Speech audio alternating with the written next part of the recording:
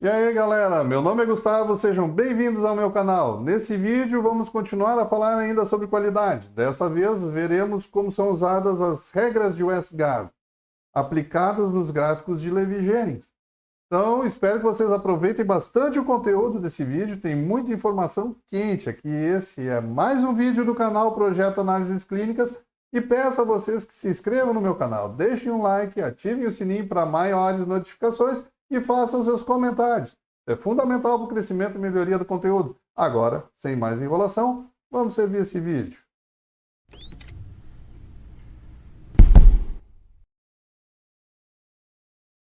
Então, amigos controladores e controladoras, fanáticos por regras, as palavras da vez serão critérios de decisão. Imagine que você gostaria de controlar o horário de seu filho ou sua filha na volta para casa após se divertir. Então, se ela voltar uma vez com atraso de 3 horas, 3S. Né? Ou duas vezes com atraso de 2 horas, 2S. Ou 4 vezes com atraso de 1 hora, 1S. Você poderia dizer que ela está em apuros, está fora, pois ultrapassaram-se algumas regras. O controle da qualidade de regras múltiplas utiliza uma combinação de critérios de decisão ou regras de controle para decidir quanto uma corrida analítica está sob controle ou está fora de controle. O procedimento de controle de qualidade de regras múltiplas do WestGuard, como é mais conhecido, utiliza pelo menos 5 regras de controle diferentes para julgar a aceitabilidade de uma corrida analítica, embora existam muito mais regras. Tá? As 5 são as mais importantes. São as que fazem parte do fluxograma que a gente vai ver em seguida para poder dizer se a gente aceita a corrida analítica ou rejeita a corrida analítica.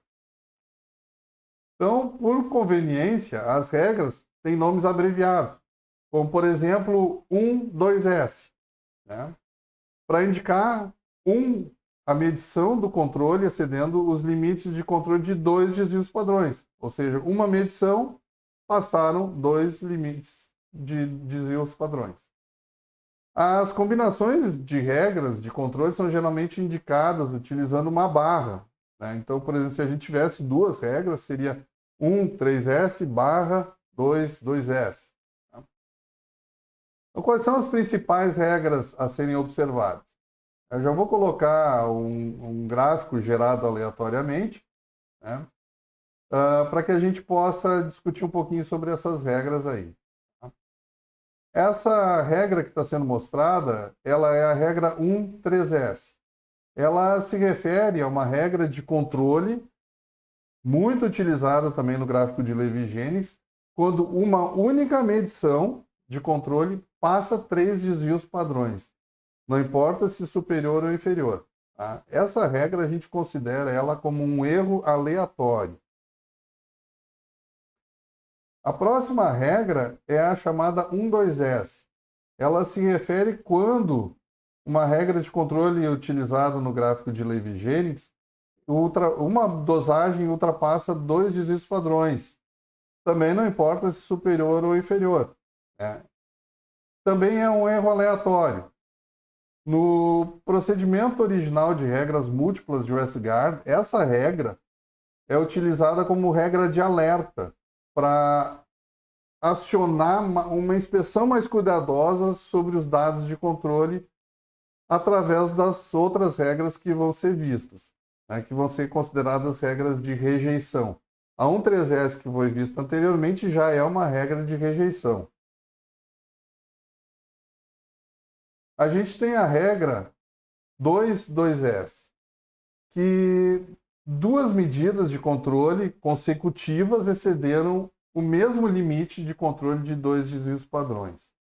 Isso agora a gente já começa a pensar que é um erro sistemático. Né? Aconteceu anteriormente e aconteceu de novo. Né? Alguma coisa sistemática está fazendo com que esse erro aconteça. Essa regra pode ter uma pequena variação, ou seja, se a gente estiver utilizando 2 controles de qualidade para o mesmo elemento mas elas tiveram o mesmo comportamento, né, a gente também pode colocar como controle 2, 2S. Agora aqui a gente tem a regra R4S. O que aconteceu? A gente teve uma medição de controle que excedeu 2 limites de desvio padrão superior e 2 limites de desvio padrão inferior, né? Numa mesma corrida, basicamente. Ou seja, o indivíduo fez a dosagem do elemento, passou 2 desvios padrões superiores. Era uma regra de alerta, né? Era uma regra 1, 2S. Aí, como ele viu que isso era uma regra de alerta, resolveu ou trocar o seu controle de qualidade, ou refazer uma calibração, ou trocar o reagente. E a próxima medida deu 2 desvios abaixo da média. Totalizando, então, nessa sequência de dosagens, né, 4 desvios alterados, né? E isso a gente considera um erro aleatório, porque por mais que tenha sido tomado algumas atitudes, é difícil imaginar por que isso aí aconteceu. Tá? Mas, de qualquer maneira, né, é um erro para suspender a corrida e a gente saber o que está acontecendo no nosso sistema analítico. Temos também a regra 4.1S, né, que quando 4 medições de controle de qualidade consecutivas excedem o mesmo limite de um desvio padrão, seja superior ou inferior. Aí também a gente considera um erro sistemático. E a gente tem a regra 10x, tá? Que a gente rejeita a corrida quando 10 medições do controle consecutivas estiverem no mesmo lado em relação à média. Também a gente considera um erro sistemático. Tá? Essa regra ela pode ser modificada para n's múltiplos de 3 ou 4 para adequá-la melhor. Então, ela poderia ser uma regra 6x, uma regra 8x, 9x, 12x. Muitas vezes depende da frequência como a gente mede também aquele analito. Tá? Então, o laboratório pode, de repente, não querer utilizar a regra 10x, mas eu quero utilizar a regra 6x. Tudo bem, se as primeiras 6 dosagens estiverem dentro, acima de limites superiores ou inferiores da média, mas dentro do mesmo desvio, né, ela é uma regra de rejeição. A gente tem a regra 2S, né, que quando 2 de 3 medições de controles excederam o mesmo limite. Né? Então, nesse caso aí, a gente tem 2 medições que passaram 2 desvios padrões.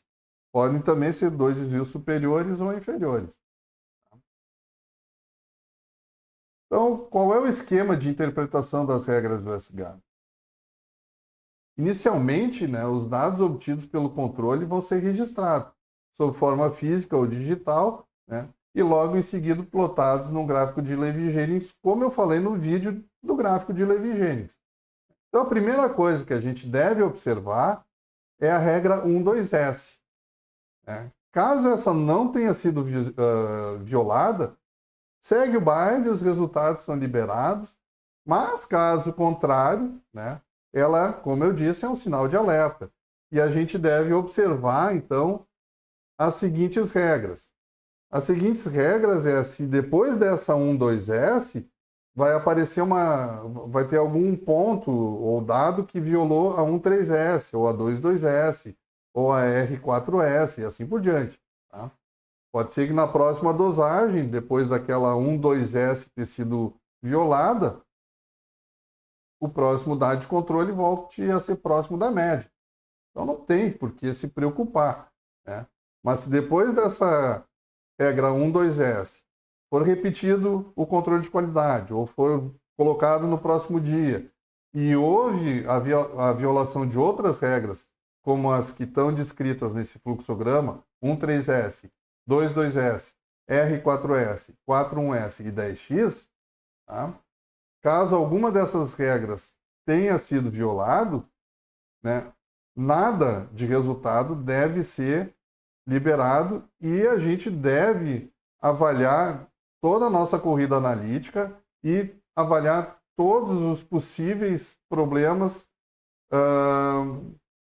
que possam ter causado essa alteração. Então, talvez seja necessário uma nova calibração, um novo reagente, que talvez o que está sendo utilizado já está próximo do vencimento. Talvez seja necessário uma reconstituição de um novo controle de qualidade, uma manutenção do equipamento, ou, resumindo, né, alguma atitude a gente tem que tomar para depois reavaliar o controle e aí reavaliar novamente os pacientes. Então, quais são as outras regras de controle que também são comuns? Não estão nesse fluxograma, mas a gente também pode levar em consideração. Tá?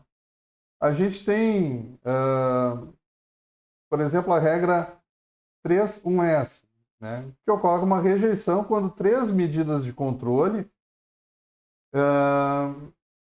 consecutivas excederem o mesmo limite de desvio padrão, de um desvio padrão para mais ou para menos. Uma outra regra de controle que muitas vezes é utilizada, aqui no Brasil talvez nem tanto, mas certamente na Europa, é uma medida de tendência, tá? Na qual as medições dos controles foram gradualmente subindo ou gradualmente descendo, né? E a gente tem uma regra chamada 7T, né? São números de tendência. Então, a gente rejeita a corrida quando a gente observa 7 medições de controle de qualidade no mesmo sentido, né? Ficando gradativamente maior ou gradativamente menor. Bom, é importante, né, antes da gente utilizar as regras de Westgard, a gente ter certeza de que os cálculos de média e desvio padrão estão corretos. Né? Isso é fundamental. E que a integridade da amostra e do controle também estejam adequados, ou seja, sem lipemia, sem hemólise, né, sem nada de identificação de alguma deterioração. E é fundamental também que cada laboratório defina quais regras, além das relacionadas no fluxograma visto anteriormente, podem ser utilizadas. Bom, vamos falar de causas de variabilidade. Tá? Então, sempre que as regras forem violadas, a gente deve observar as causas de variabilidade. E dentro delas, nós temos as causas chamadas 6Ms. Não estão descritas aí como 6Ms, tá? Mas seria. Operadores a gente trocaria por mão de obra, equipamento por máquinas, tá? E o ambiente físico por meio ambiente. Aí a gente teria as regras, as causas 6M. Que a gente vai ver isso aí no gráfico ou diagrama de Ishikawa. Tá? Então, operadores são indivíduos que realizam os procedimentos diferentes, por diferentes estilos, por diferentes conhecimentos e diferentes capacitações. Né? Equipamentos, a gente tem também equipamentos que muitas vezes se troca uma determinada peça, uma tubulação, e talvez tenha que fazer uma nova calibração e não foi feito. Né? Os materiais, pode ser elementos fornecidos por fornecedores diversos, né? Por exemplo, eu posso ter uma glicose da LabTest, ou posso ter uma glicose da BioClean, e teoricamente elas são o mesmo, né, o material, mas pode dar uma pequena diferença. Né? Entre os lotes, a gente muitas vezes pode ter pequenas diferenças também. Os métodos, né? A gente tem procedimentos que muitas vezes são sensíveis a outras variações, né? Ou reagentes que são extemporâneos, que no momento que a gente produz, eles têm uma certa capacidade de reação, logo em seguida pode perder essa capacidade. As medições, né, seria a dificuldade de medir precisamente ou exatamente o resultado de um processo. E o ambiente físico, que muitas vezes pode ser uma temperatura aumentada da sala ou uma umidade relativa bastante grande, que talvez interfira também em dosagem. Como a gente viu e falou em alguns momentos anteriores, existem os erros sistemáticos e os erros aleatórios. São basicamente 2 tipos de erros comuns que podem acontecer no laboratório. Os erros sistemáticos, né, eles apresentam sempre a mesma direção, seja no mesmo controle ou em controles distintos, né? São erros previsíveis, são erros constantes e que a gente pode, muitas vezes, prever a causa. Então, às vezes, a gente faz uma mudança no lote de reagente calibrador, ou a gente preparou incorretamente um reagente, ou viu que tem deterioração num padrão no reagente, viu que tinha uma perda na calibração, ou até na própria pipeta automática que está utilizando, né? A fonte de luz, isso é muito comum, né? Vai acumulando, muitas vezes a luz que se usa ainda é uma luz de tungstênio e vai se acumulando uma certa quantidade de sujeira por cima dessa luz né, e ela acaba sendo mais fraca ou parecendo mais fraca, né? Falta de calibração de alguns testes, falta de manutenção de equipamentos, armazenou de forma inadequada o reagente, ou fez uma diluição errada, né, fez uma pequena mudança de procedimento entre operadores. Ou seja, tudo isso aí normalmente dá um erro sistemático, dá um erro em que a gente pode mais ou menos prever. Tá? E além desse, a gente tem os erros aleatórios, né, que é mais difícil de avaliar, né? Mas eles também podem ter algumas causas, né? O tempo de descongelamento do controle. De repente, o controle teria que ficar à temperatura ambiente, né? E ele foi retirado rapidamente da geladeira e já foi utilizado, né? Ou seja, ele não chegou na temperatura que deveria estar, né? Às vezes, uma bolha pequenininha numa tubulação, né, na hora de fazer a aspiração do material, pode fazer com que a quantidade de material tenha sido insuficiente para a reação. Mas a bolha, de repente, na próxima lavagem da tubulação pode ter sido eliminada. E aí a gente não sabe o que aconteceu, né? Não foi possível prever. É uma ponteira que tivesse mal adaptada também, né? Um coágulo num pipetador, uma pipetagem imprecisa, uma flutuação de energia elétrica, né? Um vazamento numa pipeta ou ponteira e alguma cubeta de reação com ranhura. Muitas vezes a gente não consegue prever isso e vão ser os nossos erros aleatórios. Então, finalizando, né, a busca pela qualidade não é um caminho fácil, mas tem coisa bem mais difícil na vida. Gente, eu vou ficando por aqui. Não se esqueçam de se inscrever no canal, deixa aquele like bacanérrimo para encher meu coração de alegria. Fiquem com Deus, permaneçam bem, permaneçam seguros e até o próximo vídeo.